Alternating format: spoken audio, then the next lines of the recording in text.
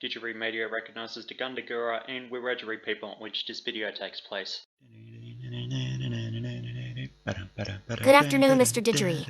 I understand it is Australia Day today. Oh, yeah, that is today. And what exactly are you doing here, Twiley? Oh, the girls and I wanted to ask you about your favorite locations in Australia. Oh, you do? Yeah, I want to hear about this place you mentioned a few times to me, Cannonball. And I want to hear about that racetrack you keep going on about. I like to hear about the cute little animals you have seen too. Alrighty then, girls. Let me tell you a little bit some of my favourite places I've visited. Katoomba and the surrounding Blue Mountains are probably some of my favourite places to visit, specifically Scenic World. As we could see from inside the Scenic Skyway here, which is about 270 metres above the valley floor, the Blue Mountains is about twice the size of the Grand Canyon National Park in America. Probably one of the most iconic parts of the Blue Mountains National Parks here in Katoomba are the Three Sisters. Oh, the Three Sisters. Are they related? Can rocks be related? Rocks cannot be related. They are sandstone pillars named after an Aboriginal Dreamtime story of three women being turned to stone. My mistake. You are so silly, Pinky. I still love you though. But by far my favourite attraction in Katoomba is this, the Scenic Railway, the steepest incline railway in the world. Now this is extreme. How steep does this go? Well, about 52 degrees at its steepest, and you can adjust the seats to be even steeper if you want. Heck, this wasn't even originally a railway for tourism, it used to be an old coal mining system. But check out these valleys. Oh wow, those valleys, those cliffs. This place is a natural wonder. That's not all the Blue Mountains has to offer. A bit further away is an area called Canangara Boyd National Park, which boasts some of the best canyoning in Australia. I mean, this place has a really nice waterfall, bloody good walks, a little small cave system actually as well. Now Fluttershy, I know you've been waiting patiently, but here you are. Here's a couple of animals I have met on my trips. Here's some footage of a live bird I spotted in Katoomba's Scenic World, digging in the bush, likely looking for something to nibble on, like worms. Oh wow, he's so beautiful. Lyra bird. Ha ha, very funny. Sorry, that was a bad joke. Here's an annoyingly low quality video of a wallaby nibbling in the undergrowth near Canangara. Oh, such a cute little guy. But now, to get into my favourite place, and Is it time for that racetrack place? it sure is, Dash. Mount Panorama Bathurst. How can I ever look past this fantastic racetrack? I absolutely adore it, as you could see in this hot lap video I did back in 2017.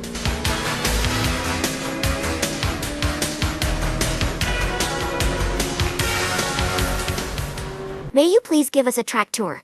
Yeah, sure. So here we go, a lap of Mount Panorama. Well, firstly coming off pit straight, you have Held Corner, turn 1. And as you can see in this clip from 2017 that I took, it's not easy even at low speed. As we jump back on board on my hot lap footage from 2017, we can see we are climbing Mountain Straight. Over the rise here, the road suddenly dips as we get on the brakes into turn 2, Griffin's Bend. The exit of the corner is off camber on driver's left. You've got to be very careful as the road narrows up on the exit. We now make our way up towards the cutting, turns 3 and 4. So cool because it's literally cut to the side of the hill. Hard on the brakes, turn in, a 1 in 6 grade, the steepest section on the track. As we come up to the lower parts of Reed Park. This section right here is known for where Dick Johnson struck a rock in 1980. What's your language? What? No, seriously, that is his name, Dick Johnson. He struck a rock that accidentally fell on the road back in 1980. Oh, I'm sorry. Carry on, dear. Right, so coming out of that, we come up towards Salmon Park, turn 6 and 7, over the top of the hill. Down into turns 8 and 9, past the metal grade, hard into here. As we come to approach towards McPhillamy Park, the highest point on the circuit, some 200 metres above the bottom. Into McPhillamy Park, into Brock's Skyline, and you can see how this place got its name, Panorama. Oh my, I can see why they call it Mount Panorama. The view from up here is rather lovely. Yep, and then it's on the brakes into the S's, where the road suddenly dips, hence Skyline, because you can see it right ahead of you. Into turn 14, the dipper. The road dips suddenly in the left-hand drive, and suddenly out, down the S's. And then you jump onto the brakes, exit of turn 17 into Forest Silbo, one of the tightest and slowest corners on the circuit.